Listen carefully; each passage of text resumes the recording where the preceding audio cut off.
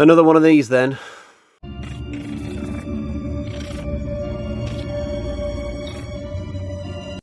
Hi guys, a couple of quick disclaimers before we start. Firstly, there will be some spoilers today, but I won't reveal the ending. And secondly, you'll find all my other reviews of Stephen King adaptations in my Stephen King playlist. I believe there's almost 30 in there at this point, and we still haven't passed Night Shift chronologically, which is kind of scary. So for those of you who are not keeping count, this is the 8th film in my Children of the Corn review series, 8 of 11. So we're getting there, but certainly the fatigue is creeping in a little bit at this point. I can feel it in my joints and fingertips, and especially my eyeballs, which have got to actually watch the bloody things. This one is a remake, so I guess they'd figured that they had no more ideas at this stage. So, hey, why don't we just go back and do the first one again? And the man tasked with this assignment was Donald P. Bircher, and I guess he would have figured that he had a little bit of an ace up his sleeve with this project, because he was a producer on the original film, and now he was getting the chance to direct one all these years later in 2009. And it just so happens that he had a copy of the original script that Stephen King wrote for that 84 version, but ultimately it was passed over in favour of another similar but distinctly different script. But Bircher decided that the world was ready for the proper King version, the one that was not just his story concept, but also a script that he'd written himself. But I don't think this was quite the trump card that Bircher thought it was. King is not a great screenwriter. He's a world-class novelist, sure. But screenwriting, probably he has reasonable talent at it, but I don't think he's exceptional at doing that. There was a short story collection he brought out once. I think it was called Nightmares and Dreamscapes. And one of the stories in that is written in script form. And from memory, it's not very good at all. But they went ahead with this King version, which is very similar to the original, just slightly different here and there. And Bircher even got in touch with King to see if he wanted to get involved, maybe rework his original script, but King was having absolutely none of it. He was like, oh, no, you've got my permission to use the script, but beyond that, I want no part of it. No, sir. So the story for this, if you don't know it, we've got a couple driving through Nebraska. They get lost among all the cornfields, and they stumble into this small town called Gatlin, where a number of murderous children have taken over the town. They've killed all the adults. They're being controlled by some kind of demigod called He Who Walks Behind the Rose, who is never actually seen. But these children turn their attentions on the couple who have just entered their town. And so these two people have got to try and escape Gatlin as best they can before they themselves get murdered. That's the bare bones. But the first 15 minutes of this new version drove me up the wall, because this couple just bicker and argue. Of all the couples I've ever seen in my life, whether real or fictional, these two should never have been matched together at all. They are just so different, and they're constantly at each other's throats. Now, this was in the original short story, to be fair, this concept, and I think it was also in the movie, but to a slightly lesser extent. But this time around, it's been dialed up to 11. Like, these two driving me crazy after 5 minutes. Mainly the woman's fault. Like, the guy is actually pretty chilled for the most part. He'll fight back a little bit, but by and large, he's just cool and calm and collected. He's not wanting to get into it as much as the woman is, but she's horrendous. Like, she's sniping at him and biting his head off for the smallest reasons, and I couldn't stand her. I'll give you an example of the sort of things that she says in this. So he might come out with a random comment like, well, we need to get off this freeway because, well, I think the weather's rolling in. And then she'll reply with, oh, so what are you, like some kind of qualified weatherman now? And it's like, there's just no need for that. His comment was perfectly normal and reasonable. And it's not like this is a comment in isolation. She'll say things like this, like every other sentence. And, oh my God, I just wanted to climb through the screen and throttle her. But he's actually an all right character. He's actually probably one of the best characters in this series, I think. He's an ex-Marine. And not only is he quite cool, calm and collected with his wife, but even when the shit goes down in this film, he takes it all in his stride, and he's got a really good approach to dealing with his kids. Like, he doesn't take any crap at all, because I think a lot of the characters in the previous films, I think that their natural instincts when confronted by the kids is to just run rather than kill the kids, because let's face it, he wants to kill kids. But that's not what the Marine's doing here. He's like, look, if you attack me, I'm going to kill you. I don't care whether you're a kid or not. He's quite happy to snap necks in this film, stab kids, break their elbows, and like don't give a crap, which I found to be really refreshing, actually. It's probably the right thing to do in a situation like this. But it's not just this. Like later in the film, there's some good character work with this guy. Even though he puts up a little bit of a front in the beginning and he's like, well, I'm going to kill anybody and anything, it affects him later on. He starts to realise what he's done, that he's killed a few kids, and you can tell he's got like post-traumatic stress. And he also starts having flashbacks to times when he was in the Marine Corps. So maybe he was in Nam. I'm not sure when this film's meant to be set, but clearly he was in some kind of conflict overseas as an American soldier, because he starts hallucinating about soldiers going through the corn and firing guns and stuff. And so all this conflict with the kids is reminding him of his time in the army. And I found that an interesting approach, to have a character like this in a Children of the Corn movie.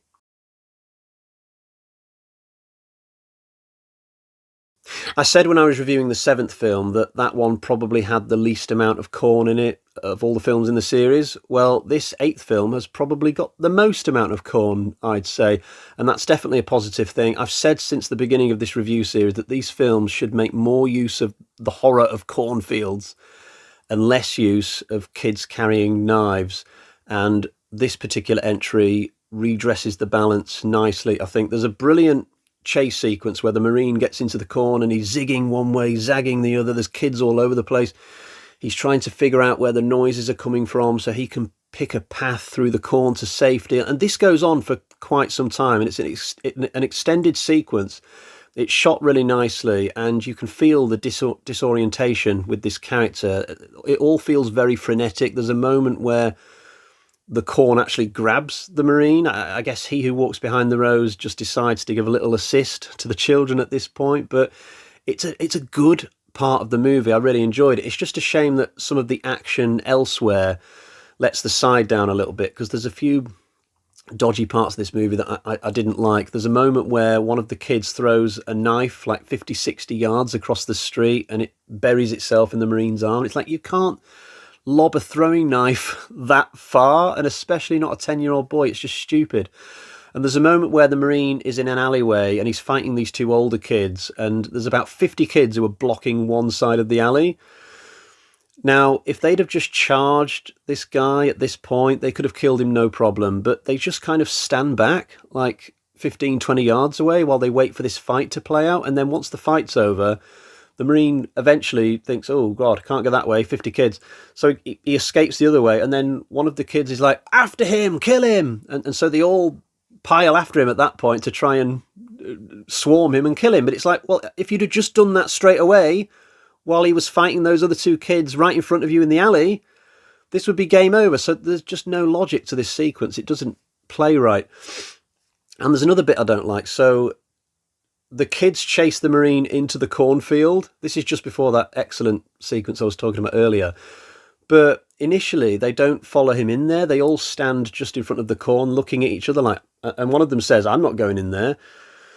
And eventually they do, but only after they're given an order to go in there, like they don't really want to. And it's like, this is not the series up to this point. The kids have always been really at home in the corn. And you know, that's when this situation becomes a leveler, you know, because normally adults would be able to kill kids, no problem. But once everybody's in the corn, then it becomes much more of an equal match, because the kids can sort of suddenly pop out from behind an adult, stab them in the arse. They might not see them coming. You know, out in the street, in the big wide open space, the adult's going to win every time. So the idea that you're going to change it at this point and have it so that the kids don't want to be in the corn anymore, when that's where they should really be at home. I had trouble with this concept. I know this is a reboot and you can sort of change the rules a little bit, but this is not a rule that I would have been changing personally. It reminded me of Freddy versus Jason, when suddenly Jason's afraid of water, when like in the other 10 films, he's been more than happy to swim here, there and everywhere. It's dumb. Another thing that's somewhat dumb is the casting of the main evil child. He looks and sounds like someone better suited to a Spielberg movie, something like E.T. I don't think he's cut out to play a really nasty child, like the sort of person required for these movies. And his endless biblical monologues in this film are painful. He's often speaking to his congregation of kids. Sometimes he'll just be speaking to his number two, Malachi. And I really feel for the actor who plays Malachi in this, actually, because there are times when he's just got to sit and listen to his master. And you can tell he doesn't know what to do with the performance, because all he's got to do is stand there and listen, often for like as long as a minute. So he's like, and I can see the struggle going on in his mind. He's clearly thinking, should I do something here, like fidget a little bit, or shift the weight on my foot maybe, or do something, because I'm just stood here listening to this crap. So I can sympathise with him, but the two actors who are playing these roles, they're a little bit miscast, I'd say, and then they're nowhere near as good as the Isaac and Malachi from the original. The casting in this movie overall is a little bit underwhelming. There's nobody you would recognise. This is the first time since the third film that there's been nobody famous. So in the fourth one, fifth one, sixth one, seventh one, we had well-known actors, people you'll know the names of, but not this time. They're all pretty cheap hires, although the guy who plays the Marine is at least pretty good.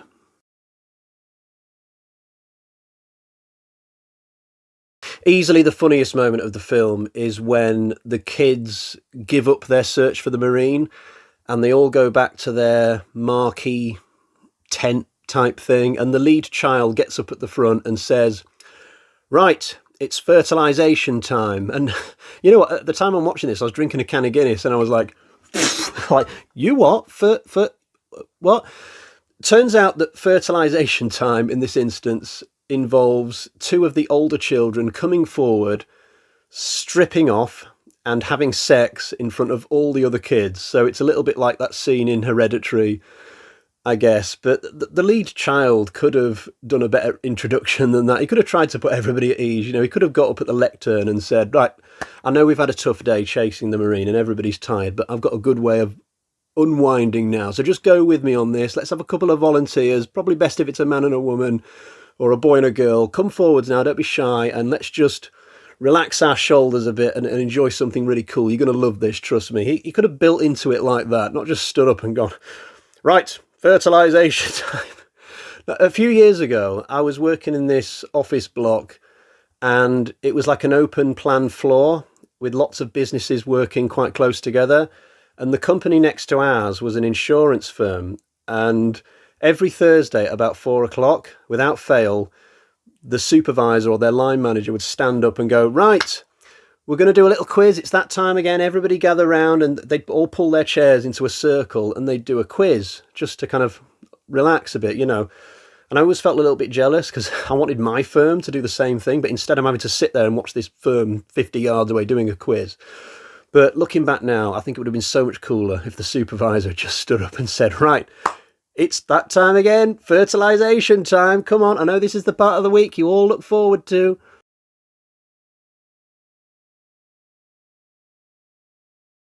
Right, it's time to get to the bag of terror so I can show you my score for the 2009 remake of Children of the Corn. Here's the bag. Let's see what we've got today. We've got 1, 2, and 3 Michael Myers carving knives out of 5. This one's all right. I was a bit bored in the first half. That's definitely the weaker side of the movie, but things pick up in the second half. There's lots of entertainment, some good chases, and even though I didn't talk about the ending, I kind of liked that as well. So we'll leave it there for today. I'll be back soon to do the 9th Children of the Corn movie. I don't know what that one involves. Until next time, cheerio, bye-bye.